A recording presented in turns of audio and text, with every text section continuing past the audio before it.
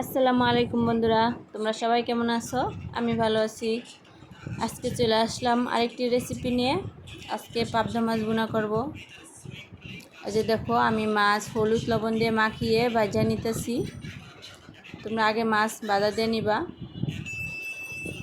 দেখো, আমার ভিডিওগুলি যদি ভালো লাগে তাহলে প্লিজ সাবস্ক্রাইব করবা, লাইক করবা, কমেন্টস করবা। আর ভিডিওটা না টেনে ফুল ভিডিওটা দেখবা। আমার মাছগুলি ভাজা হয়ে গেছে, সেজন্য একটু পেঁয়াজ বাটা দিয়ে দিলাম। পেঁয়াজ বাটা দিয়ে আজকে রান্নাটা করব। আর আদা রসুন বাটা দিয়ে দিলাম। আজকে আমি টমেটো দিয়ে মাছ ভুনা করব, পাবদা মাছ। মশলাটা আমার তেলে ভালো করে ভাজা হয়ে গেছে। এরপর যে আমি অল্প একটু পানি দিয়ে দেব। মশলাটা তোমরা ভালো করে ভাজা নিবা।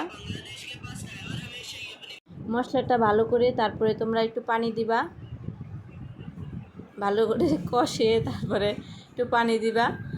দেখো, আমি পানি দিয়ে হলুদ লবণ মরিচ দিয়ে দিলাম। মশলাটা ভালো করে কষাইয়া একটা টমেটো দিয়ে দিলাম। দেখো, আর অল্প পরিমাণে আমি জল দিব।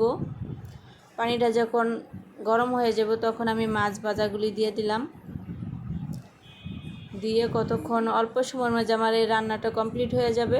এই যে দেখো, বেশিক্ষণ সময় লাগবে না। আজকে এই পর্যন্তই। তোমরা সবাই ভালো থেকো, সুস্থ থাকো, আমাদের জন্য দোয়া করো।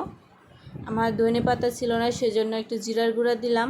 তোমরা না চাইলে না দিতে পারো। রান্নাটা অনেক ভালো হয়েছিল। সবসময় নিজের রান্নার প্রশংসা আগে নিজে করতে হয়, তারপরে সবাই করবে। দেখো কতটা সুন্দর হয়েছে রান্নাটা।